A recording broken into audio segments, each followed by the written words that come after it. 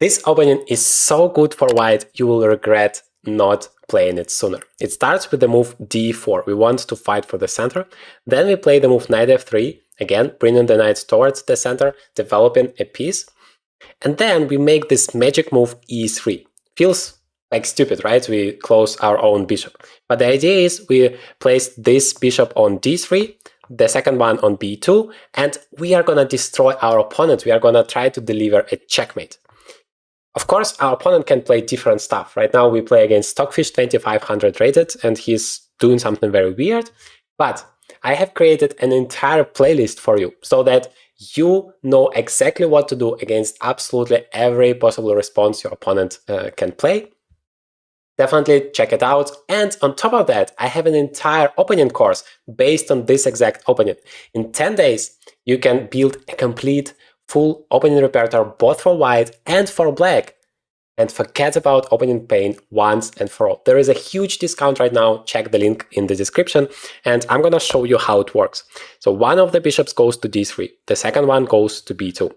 It mainly works against all of the d5 responses and against everything except for this g6 setup. But okay, in this weird way, our opponent is doing that. And I'm going to show you how to react to that. It would be very, very instructive.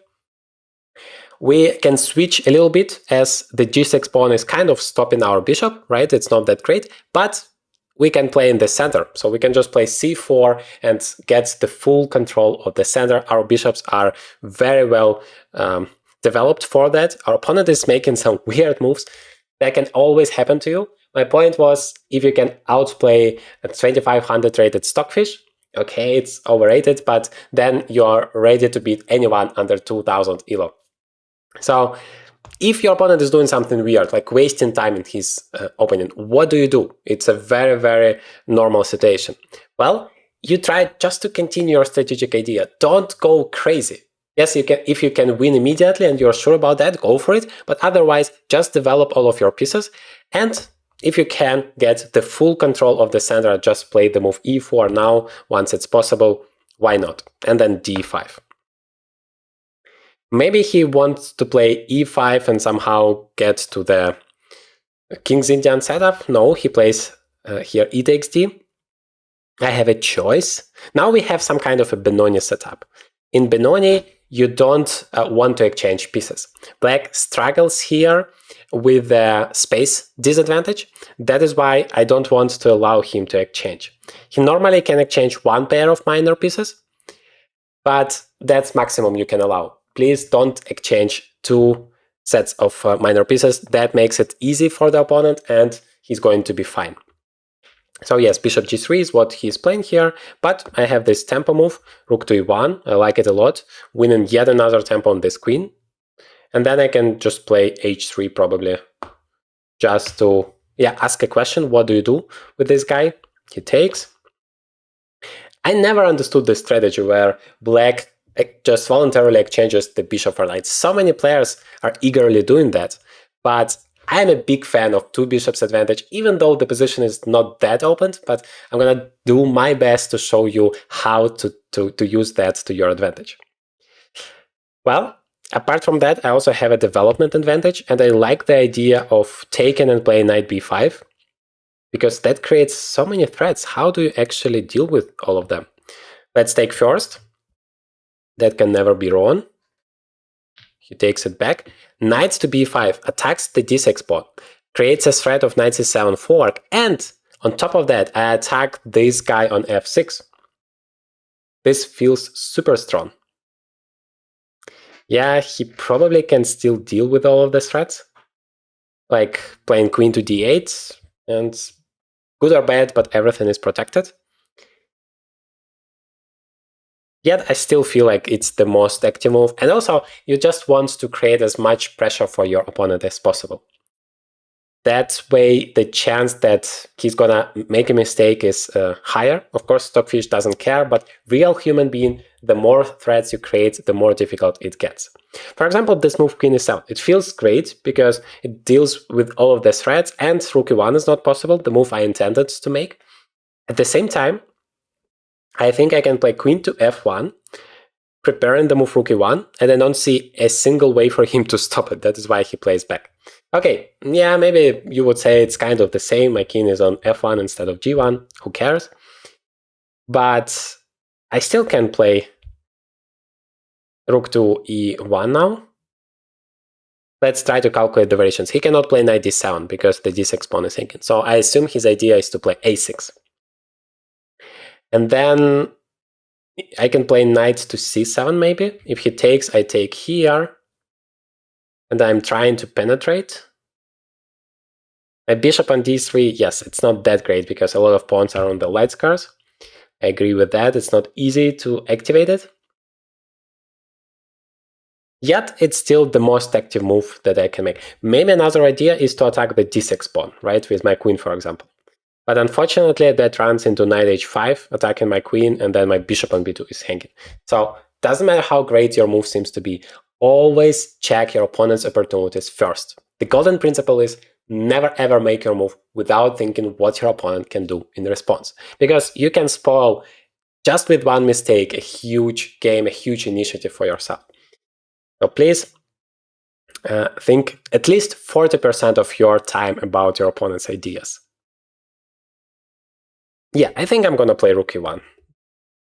I'm extremely active. I try my best to use this advantage. And yeah, that happens if you create as much pressure as possible. At some point, your opponent starts to play passively. He is afraid of losing. So that would be a good illustration. I do have some ideas like rook e8, but first my bishop is hanging. Not to lose it, not to get into any trouble. I want to take it first. And then I can explore my options. Knight Xg7, yeah, that is a reasonable move. And this time I can attack the d6 pawn and I'm not afraid of anything at all.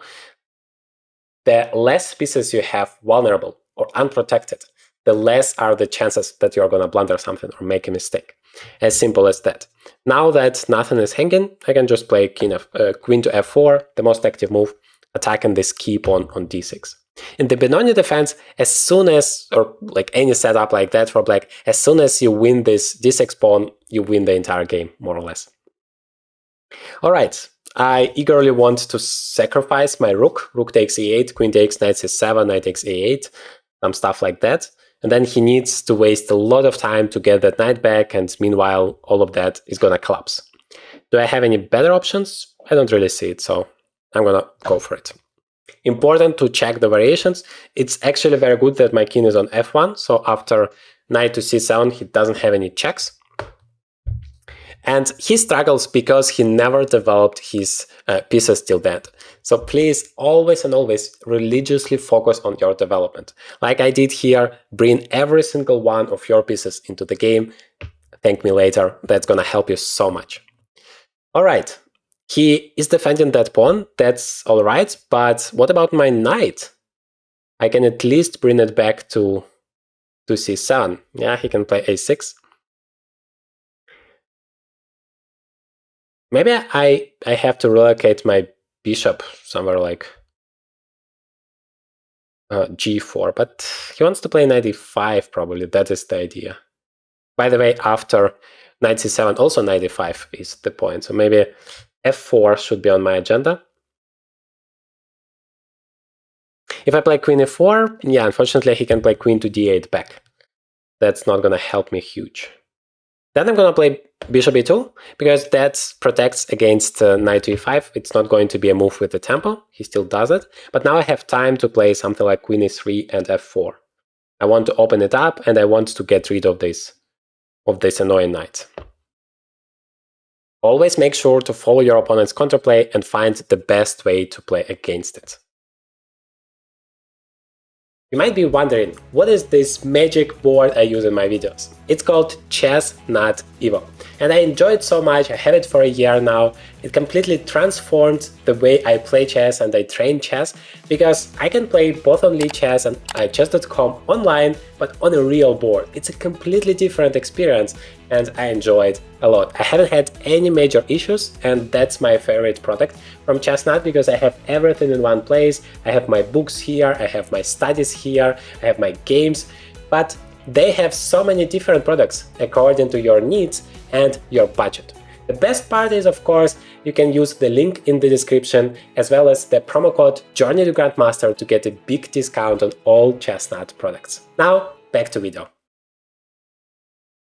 Yeah, like I assumed, of course, he's gonna take my knight back, but meanwhile, I hoped to get some initiative, and I think I'm gonna do that with the move bishop g4. Yes, he can play f5, but then I have queen e6 check, which is very, very annoying. And this way, he goes backwards. Hopefully, I can create some new threats. For example, whenever he takes, I can penetrate with my queen, and I have a huge advantage thanks to the pieces activity. This is the #1 factor that wins all of the chess games. How active your pieces are, how much forward you go, and how many threats you can create for the opponent. I'm gonna play f5. Again, I want to create as many threats as possible. For example, if he would have taken even f6 with a queen h6 idea trying to deliver a checkmate, it's very, very possible. This way, well, my bishop is becoming very strong now. His king is more naked, so it's also not bad. He's hesitating to take because he knows I'm gonna enter with my queen, and that is super dangerous. All right, I can play knight to b6 and provoke him to take, but at least that queen on b6 is defending the d6 pawn. And I don't have any checkmate yet. I can play queen to g3 check, of course. Then I can play queen to c3 check if he plays king h8. But I'm not sure it makes any progress. Queen h6 is another move that I really like, because that keeps an eye on this d6 pawn as well, and improves my queen's position so that the knight cannot freely move. Okay, it goes to g6, but again, it cannot go away because h7 pawn is hanging. So I can play h4. Whenever he takes there, that's a huge problem. But maybe his idea is to play queen f6. Yeah, that's annoying. I don't want to allow him to get to my king. In the queen's endgame, it's essential to make sure your king is solid. Your king is secure. Okay, he goes for that, even without like completely forgetting about my knight. I hope that it's not a perpetual check still. I'm pretty sure it shouldn't be. For example, I can play king to e2. You are never afraid of getting checkmated if it's just one queen.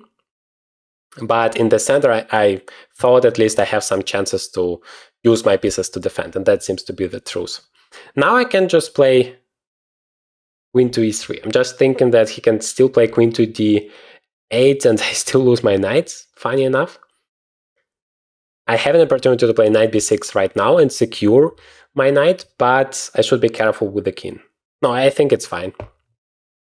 I want to finally win that that piece officially, because before that my opponent always could have taken it back. Now it's too late for that. He tries to create some counterplay. That is what he should do. But honestly, even knight takes a4 solves all of my problems. I think I want to do that. Because now it's not really about that pawn, even though it's a nice bonus, but queen b2 check is not possible. And after queen e5 or queen e7, I can simply block with my queen. The same thing I can do. Now, when you have extra material, all you want to do is just stabilize the situation. I have no idea why he sacrifices the pawn like that, but happy to take it and repeat the position. After king g8 to go back. You want to stabilize and you want to be careful with your opponent's counterplay, not to spoil it. And then, well, it's time to create some threats, time to go forward and destroy my opponent's king. Basically, I want either to deliver a checkmate or exchange the queens. Both are very well to win the game. King f3 seems to be great, so that I secure my king. If he plays queen f1, the only check, king g3, and the checks are over. And otherwise, I think I'm ready to go for the attack. I don't care about the pawns anymore, just want to get to there and deliver the checkmate. Yes, just king g3. I'm careful with my opponent's counterplay. I think knight d6 is possible. That pawn is crucial because, yeah, this one is the base pawn of the entire pawn structure, and this is the best one to always win. Yeah, I think I easily achieved the goal of exchanging the queens now. Let's give a few checks. Queen a8 check. See where the king goes. Queen to e6 was an alternative, but I wanted to do that first, because after king h6 I have knight f7 check. Right? Knight f7. Remaneuver my knight to a better position. And that should be a checkmate, maybe. Knight g5, king h6. Not quite yet. But it's very, very close. Maybe I just make the move h4. Because funny enough, he doesn't have a single check. Maybe queen to c3, but okay, I'm gonna play king h2 and that's over. But otherwise, yeah, knight g5 seems to be very strong. Maybe king g8, he still is not getting checkmated. But it's very, very close to that.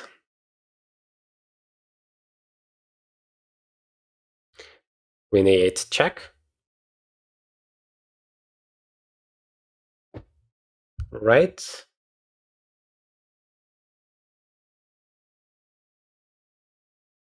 Yeah, still not quite the checkmate. So let's just take this pawn.